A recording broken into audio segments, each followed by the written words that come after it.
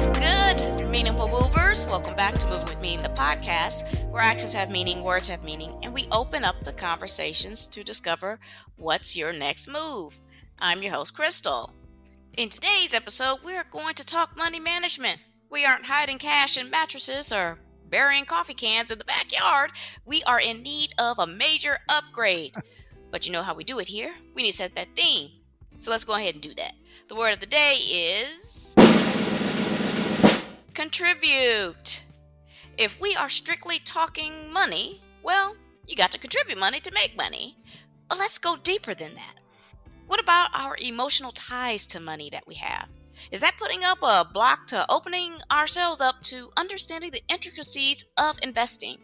I tell you what, why don't we have a professional offer his experience and guidance to understand the importance of building wealth and how to go about that?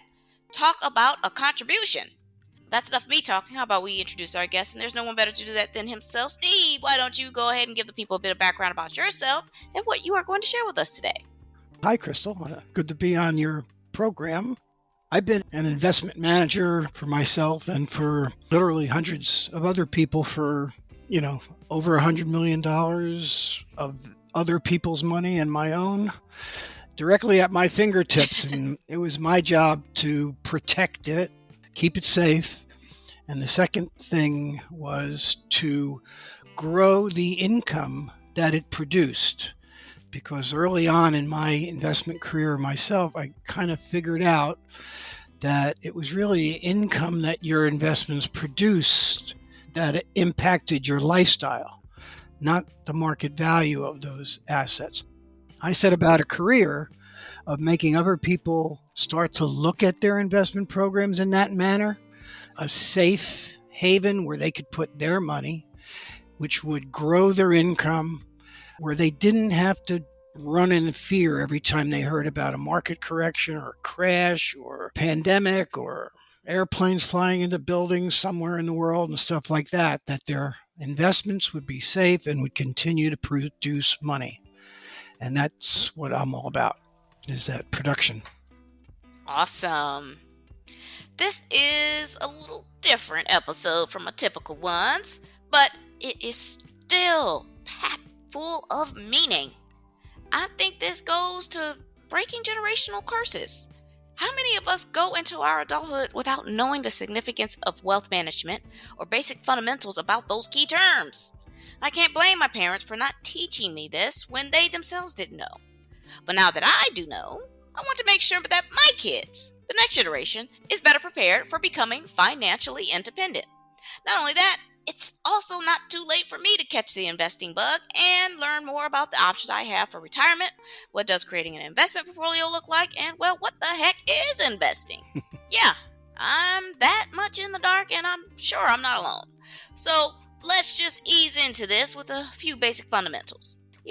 Money is close to our heart and can impact our mental health. So, Steve, why did you feel the need to start writing about investment?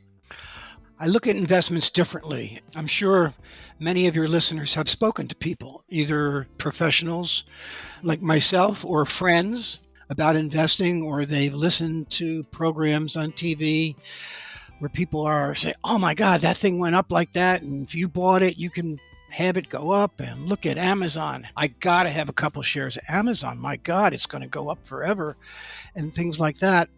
And then when the market crashes, all of a sudden, those same people, the smile's gone from their face, the sparkles out of their eyes, they're all in the dumps crying, oh my God, I lost all this money. But did they really have any money? No, they had an image of money. And the only way they could actually put that money in their hands if they actually sold that security. There are two ways to create income from investments. One is the distributions or the dividends that an investment like a stock would pay you, or interest like a bond would pay you in two different types of investments.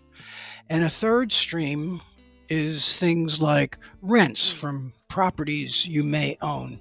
Then there's actually a fourth stream of income, and that's the money you make when you sell one of those investments profitably.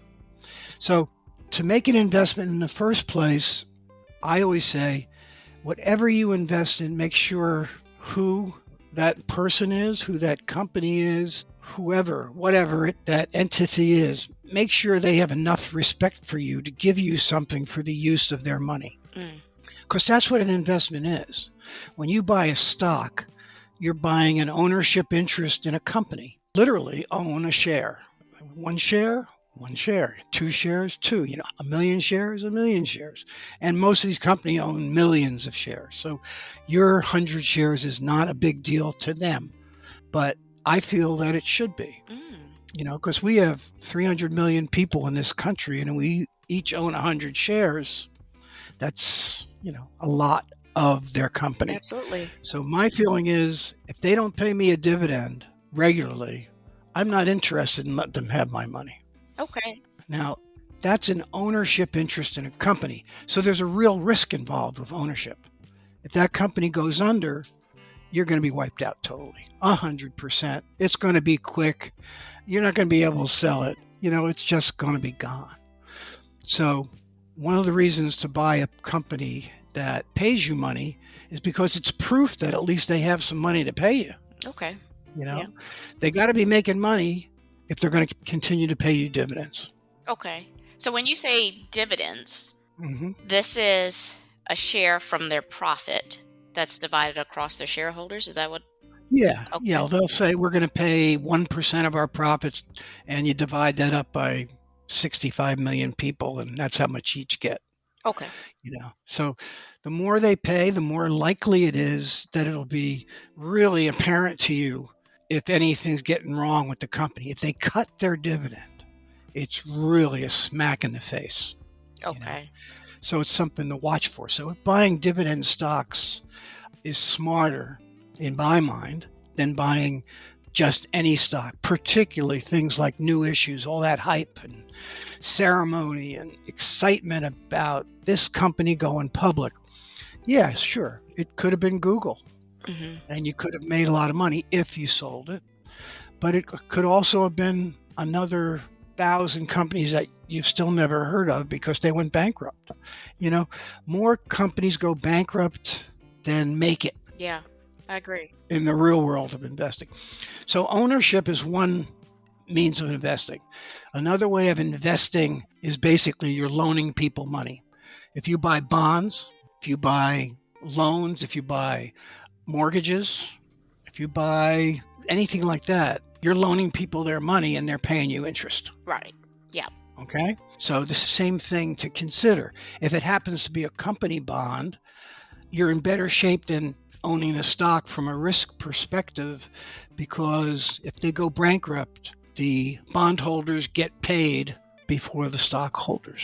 Oh, interesting. Okay. Mm-hmm. So anytime you're thinking about investing, and the smaller investor you are, the safer your money will be in bond type investments than it will be in stock type investments. And that's just the nature of the corporate financial world. Bonds get preference over stocks. There are hybrid securities of different natures, but that's the basic one-off on that stuff. Let me ask a quick question on bonds. Sure.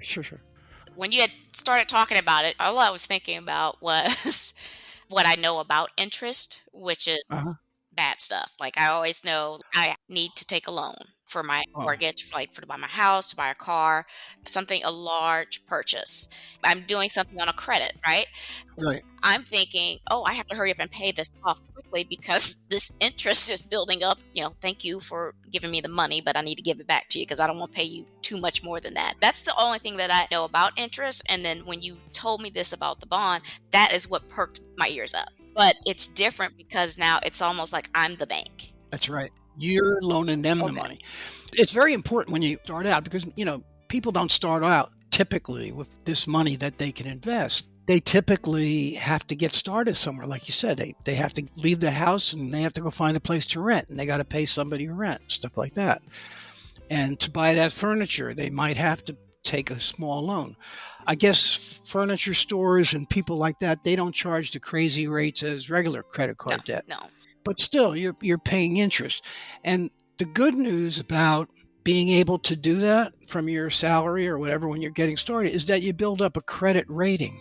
you're paying that bill on time over the years makes you a dependable customer when you go getting that mortgage Yeah. and you're borrowing six figures. If you don't have a good credit rating, you may not get a mortgage, or you may have to pay an extra high rate. So building up a good credit rating when you're young is really, really good.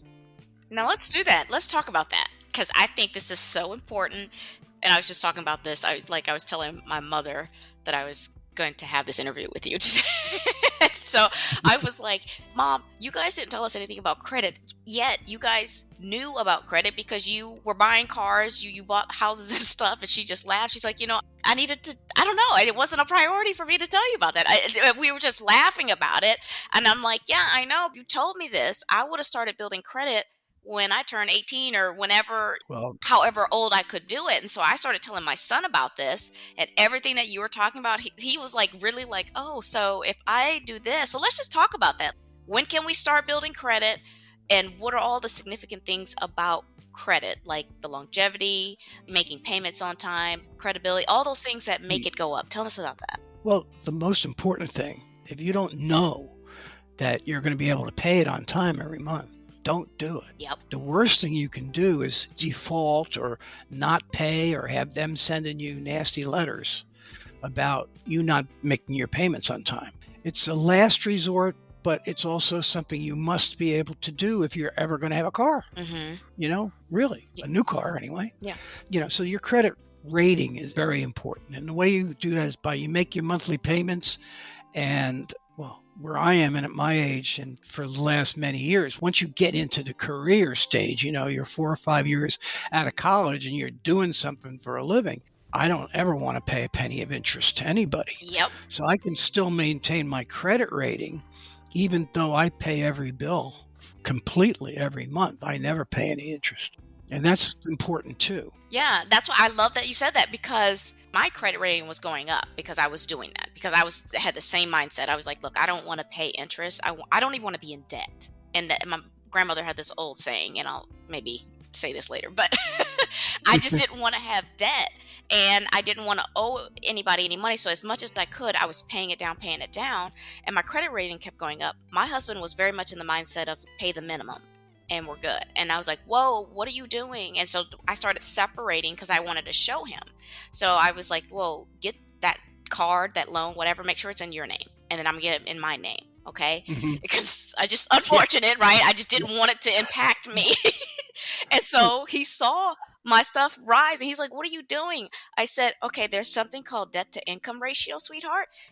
Your debt is higher, or it goes over a percentage of what you make and bring in. So now that lowers it. Paying it off sooner rather than later, that's important. Like, you don't make these minimum payments. You need to make over as much as you possibly can. I mean, I was just going all through it, and he was like, nah, not really. And I just ended up sending him a webpage from Experian or something where I was like, read the credit people are telling you. Well, and on top of that, years and years ago, when I was young, there were such things as usury laws. Usury used to be a crime. It was where you would charge somebody higher than a specific rate. Like, it may have been 8%, may have been the highest. Anything above that was considered a crime, literally. Only pawnbrokers could charge, double-digit interest rates. Now, every credit card you get, they'll charge you 18% and get away with it. That's bad government, basically, in my mind. Gosh. Because it really, the people who can afford it least are being charged the most. Agree. And it doesn't make sense to me. So I always caution, if my kids ever sign up for one of those credit cards they got in the mail, I say, tell me what that is. I'm going to pay it off. And as soon as you send me the cut up version of it, cut it up, put it in an envelope, send it to me. I'll pay it off, and you'll be done with this credit crap. If you want to borrow something, I'll loan you something at 2%, okay? Don't go borrowing at 18% or 17%. Yes. You'll never, ever build wealth if you're paying that kind of interest. Amen. Ever. Amen. You never will. Think about it. If you could make 18% on your money instead of paying it, my goodness. Well, anyway, mortgages and things like that generally don't get into the double digits. There is a time if you want to own large, big ticket items, that Mercedes or that Chevrolet in today's prices, you're going to have to borrow money. And the thing to do on those things, the way I look at it is like my house, for example. When interest rates were way, way down, I kept refinancing so that I could get my mortgage rate down to a level as low as it could possibly go. So now when mortgage rates are back up again, I'm not in a hurry to pay off that loan because I'm also in a position where I'm investing money.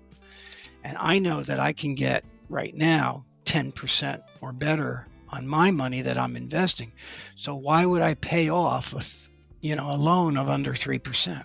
It doesn't make sense because I can use that same money and invest it at 10%. Oh, See what I'm saying? yeah.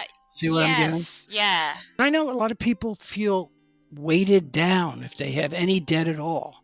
But when it comes to a large sum of money on a thing like a home and a car, I lease cars. I don't even know what those rates are anymore. But, I look at the difference between what I can put that in my investment portfolio and earn versus what I'm paying the bank in interest. So I'll pay off $100 extra just to bring it down a little bit at a time. But no way would I write a check for a large number and pay off a 2.75 loan when I can invest it, that same money at 10%. So it's not too many young starting out people are going to have that dilemma or that thought process. But always remember, in the long run, play those two things against each other. If you're in a position where you're putting money away to invest and it's higher than the rate of interest on the debt that you want to pay off, you're smarter to invest it than to pay it off. Right. If I could reword what you said, assume that I have this loan, like you said, this mortgage. Let's just say, for example, it's at 6%. I refinance it for 3%. The difference between 6% and 3% money, take that amount, that difference, and invest it into a bond or a stock. Is correct? Is that what you mean? Instead of trying to pay off. Right. Instead of keeping your payment the same and paying off more of the principal. Yeah. Okay. Right. I was doing that. I was like, oh, great. Keep it going. Keep going. Let's pay this principal down. That's exactly what I was thinking. If you've also got an investment portfolio going, then you have to play the two off against each other. And you don't have to be a billionaire. This is what the billionaires do. They borrow $100 million and invest it. They're doing things that aren't like us, like getting dividends. They're making capital investments for something. Let's say they're buying land and then selling it. That's a whole nother story. Okay. The numbers are bigger. But for us, in a regular day-to-day operation, you have to have a mortgage to own a home. You're going to try to get your interest rate down as far as you can as you're doing this.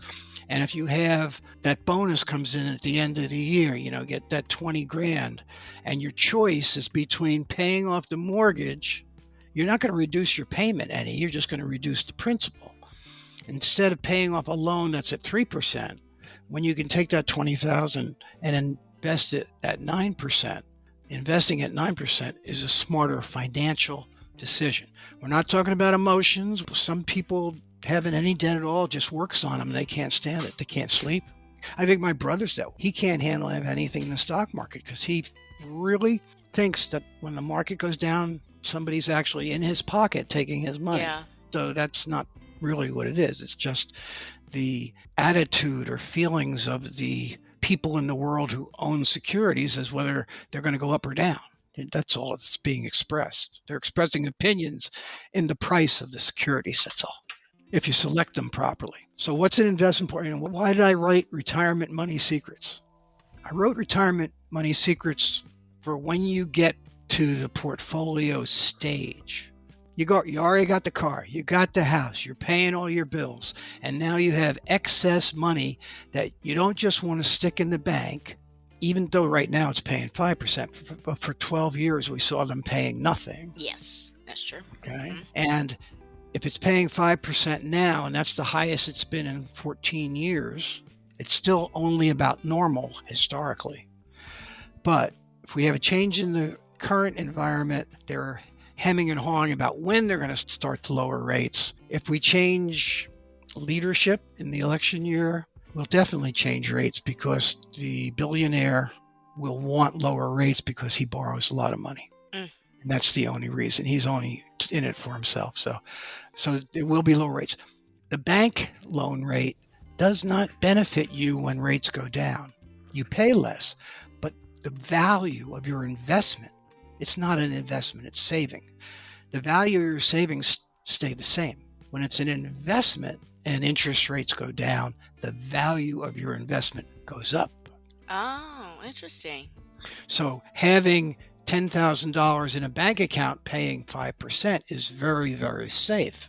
Interest rates go to 2%, you're just going to get paid less. Mm-hmm. If you have that same money in an investment, I'm talking about high quality, I'm not talking about junk, high quality investment that's paying you 5% and interest rates go back down to, let's say, 2 or 3%, the value of your investment is going to rise because it's a market security. It can be bought and sold. I can sell you my bonds, you can sell me your stocks, but when I sell you my bond and it's got a 5% yield, its bond is still paying 5%. But right now, you can't get more than 2%. So my price of my bond, for you to get that 5% bond, you're going to have to pay me more. Oh, I see now. Okay. Yeah, let me tell you, fractions, like, it's for the longest time I couldn't understand why 1/8 was less than 1/4. So, but now that you explained it like that, Now you understand. Yes. The difference between multiplying and dividing. Yes. Basically. Yeah. So yeah, the book, it gets into the fundamentals. It tells you what the difference between a stock and different types of bonds are, really, and the investment process, and about interest, and about how to determine quality and how to diversify and things like that. But it doesn't go as deep into credit ratings or things like we just discussed. So we just wrote a prelude or a preliminary chapter introduction to the book. No, I love that. The book gets into the nitty-gritty where it starts with people who are traveling the world. Why so? We sat down at a table with this couple in Amsterdam, and we talked and got to know each other, and eventually they asked what I do. I was a money manager at the time, and I said, well, what I do is I consider myself an income manager. I make income for my clients so that they can go on vacations like we are right now without worrying, without dipping into principal, without selling something to get there. He said, well, where were you when I needed you? That type of that type of thing. So, and that's how the conversation goes in the book. So anyone can use that as sort of a way to think about their investments, is this process of what do I want to do and how am I going to fund it? And do I want to be building up this huge portfolio of Amazon stock that doesn't pay me any dividend at all? I mean, the wealthiest company probably on the planet right now, they don't pay their shareholders a penny in dividends. And so I have to sell it, and depending on what price it is when I sell it, depends how much I get. Or do I want to have a portfolio of securities that generate enough income for me to just save a little bit of it for the vacation and write a check and not sell anything? And when I come back, it's still generating the same income, maybe more. So that's the distinction. We want to get ourselves in a position where our money is working for us. When I was 34, my investments were generating more income for me, 5 times more income than my salary was for the company I was working with. Wow. 5 times. So even if it was only 2 times, it would still allow you to say, okay, I want to start my own company. Mm-hmm. I can support my family because I've got more money than they were paying me, blah, blah, blah. That type of thing. That's where you want to be. Look, even if you're 30, particularly if you're 50, you want to say, okay, let me get that started now. And why do I have to put all my IRA money into the stock market when I can put some of it into the bond market? Or why can't I invest in the stock market, but in a type of security that pays more than the stocks themselves do? Yeah. And we found that kind of security. That security's been around since the early 1800s, before mutual funds, before ETFs, which are the popular security. And it's funny, mutual funds came along because they wanted you and me, the guy in the street, to be able to use the market facilities in a managed environment. Gave you instant diversification. You had a manager, that professional that was taking care of it for you. So that was a great thing, you know. Anybody could then be in the stock market, and it hugely grew the amount of people that are participating in the stock market. The stock market went from, the Dow was about 1,000 when mutual funds became popular, and now it's at 38,000, right? What's my latest number here on the Dow? So that's the thing. You want to be in a position where your investments are throwing off enough income for you to do what you want to do and get to a position where you're going to be able to do what your next stage is. Like, you know, what's my next career? I'm going to run a podcast. I'm going to sell advertising, you know, to 15 companies going to want to advertise on mine because of the immense reach that I have, and they're going to sell their products through me, and I'm going to get extra money from them. In the meantime, my investments are giving me all this money, and when I want to go to Bermuda for a couple of weeks, I'm there. Yes, That's where you want to be. certainly. So, Steve, are you ready to give us a golden nugget and add that ketchup just to recap? I'll give you this golden nugget, and it's really something to think about, and it's like an aha moment once you start investing. And most people who start with a little bit more speculation in their mind, they want to get rich quick. It's almost like a lottery, the stock market, to them. No matter what happens, if you get lucky and the prices go up and up, just remember that you can't spend it. You can't spend your market value. You can spend your income, you can spend the profits once you take them, but just the higher value. I know it makes your chest get all pumped up and happy and smiles on your face, but you can't spend it until you take your profits. Appreciate it. Mm. I tell you what, you have opened my eyes today. I know I themed this contribution, but security was what I was getting out of here, because you're right. Me and my husband, we were putting our money in a savings account because we just felt safe doing that. But in reality, like you said, we want our money to work for us, and we just need a little advice. So I appreciate this, and I think we need to have another conversation, but we don't have the time, Steve. So I definitely would like to invite you back. Let me go ahead and get this close in, and then we'll talk a little bit more about that. So that's the episode today, folks. Can any of you relate to having trouble understanding the market and wealth management system? What stocks to invest in? How do you know you got the right investor? Just me saying all of this gives my head a spin. I tell you what, because this is such a broad topic, but deeply empowering, because I'm not trying to work in my 70s, and knowing is one thing, executing is another. I'm going to look for comments and set up a poll to get your feedback on certain topics that you would like Steve to elaborate on, so that we can make the most of his time here. I truly appreciate Steve for sharing his investment experience and reaching out to me with this new and valuable content, as well as being willing to hop on here for multiple sessions for you. Yes, you. Talk about giving back. Take advantage, folks. I hope you have found this episode engaging, enlightening, and informational to the point you want more. If you can't wait for the next episode, check out his book, Retirement Money Secrets, and get ahead. Drop those comments, offer questions, and suggest topics. I love it all, and so will someone else. Before I let you go, Steve, why don't you go ahead and remind people who you are and where they can find your resources or reach out to you.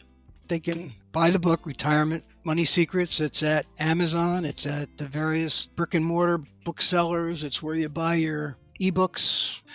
If they want to talk with me or get in touch in any way, I have a website called theincomecoach.net, and there is more information there. So that's the way, and I look forward to seeing these questions and dealing with them in the future. That'd be great. What a great idea. I'll make sure to include all of Steve's resources and connections in the episode description, as well as on my website's resources page, movingwithmeaning.com. Make sure you guys subscribe to the show, Moving With Meaning the podcast, and tap that alert bell so you know when these episodes drop. I am on Apple Podcasts, Amazon Music, Spotify, and YouTube Music. Please share, like, repost, and follow. Tag someone. We are creating a community. Quick housekeeping before you go. Follow me on Instagram at movingwithmeaning82. Also, connect with me on LinkedIn. I do dabble in TikTok at Krystal B. Clark. My YouTube channel is up. Kindly run over there and have a look or two. Links are in the episode. Alrighty, I'm Krystal on Moving with Meaning, the podcast, reminding you to take it one step at a time. All moves have meaning. Check y'all later.